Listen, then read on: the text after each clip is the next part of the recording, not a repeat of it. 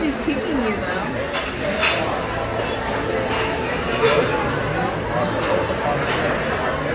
Clara! Sasangkait kami.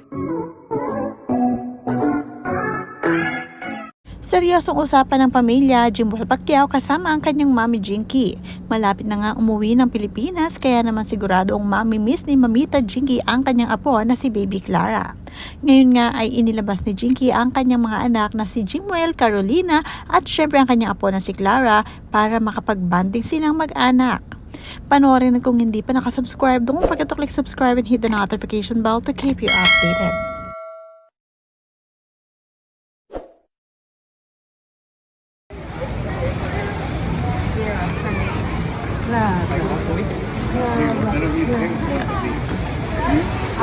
I wouldn't need any. Pag nakapag-trema yun, 1 week lang pa rin ako.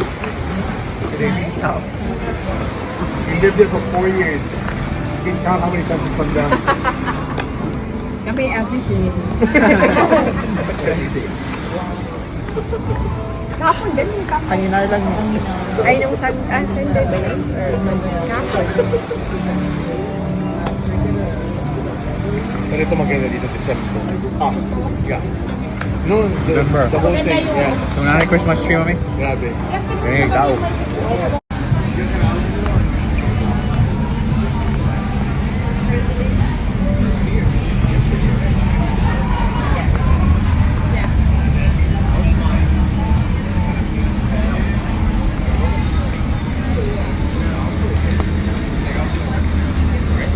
When I start moving,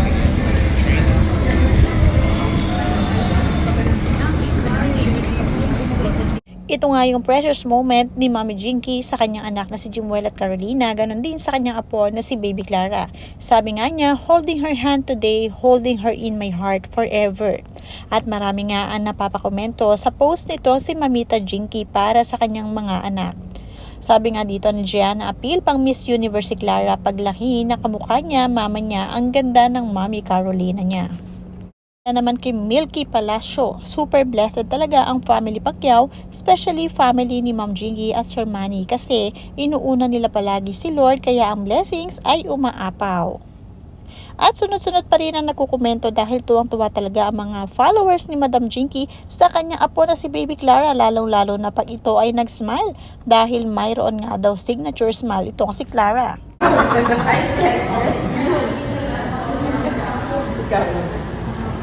Huh?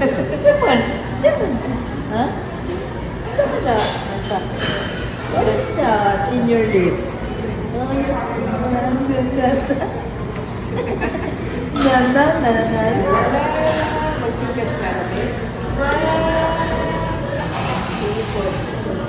Hindi lang dyan sila. Na, na. Sige, prendagyan mo na. Lola, sumagita na lang kasi. Okay. Sige, sige.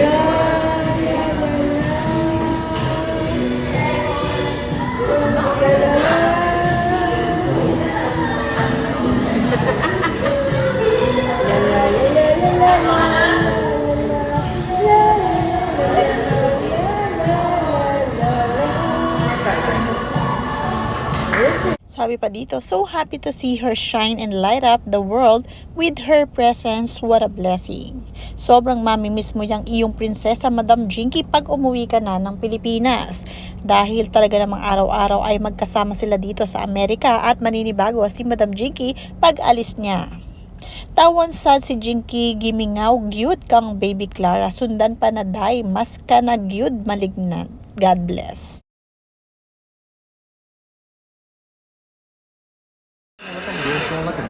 She's kicking you though.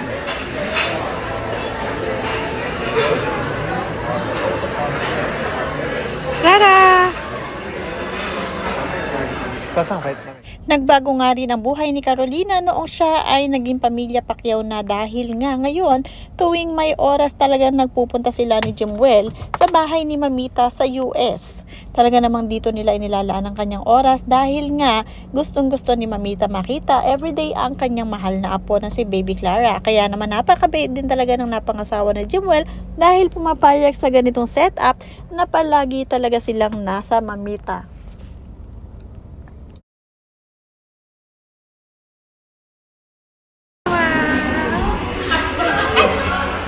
Why,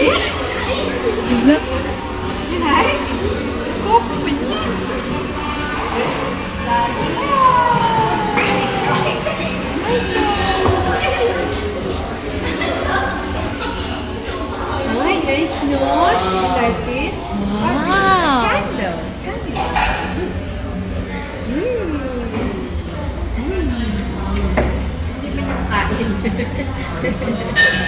Nice.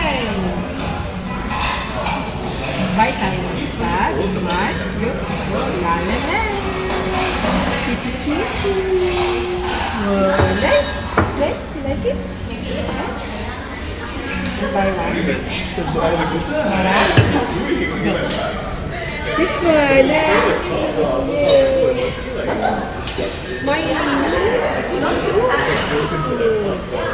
Para, what about this? Gusto mo? Yours! Ayaw lang mahabong charm. Kasalata. Nice na.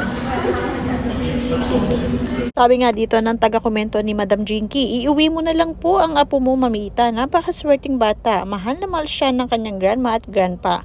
Lalong-lalo na pag nandyan nga si Lolo Manny Pacquiao. Talaga namang everyday gustong-gusto buhatin si Baby Clara. At nagbo-voluntary pa talaga si Lolo Manny na siya ang magbubuhat sa kanyang mahal na apo. Pero kailangan na niya umuwi ng Pilipinas dahil kabi-kabila ang business ng kanyang lolo doon na kailangan din subaybayan. Kaya naman paminsan-minsan once in a while talaga ay nadadalo niya ang apo sa Amerika. But soon, pag nag 1-year-old na itong si Baby Clara, sigurado makakapunta na siya sa Pilipinas kasama ang kanyang Mami Carolina at Daddy Jumuel na matagal nang hindi na uuwi doon. Mula naman kay Jocelyn Mesa, wow, ang Baby Clara na yan ang pinakamaswerteng bata sa balat ng lupa. Lahat nasa kanya, mabait na pamilya at kagandahan at kayamanan.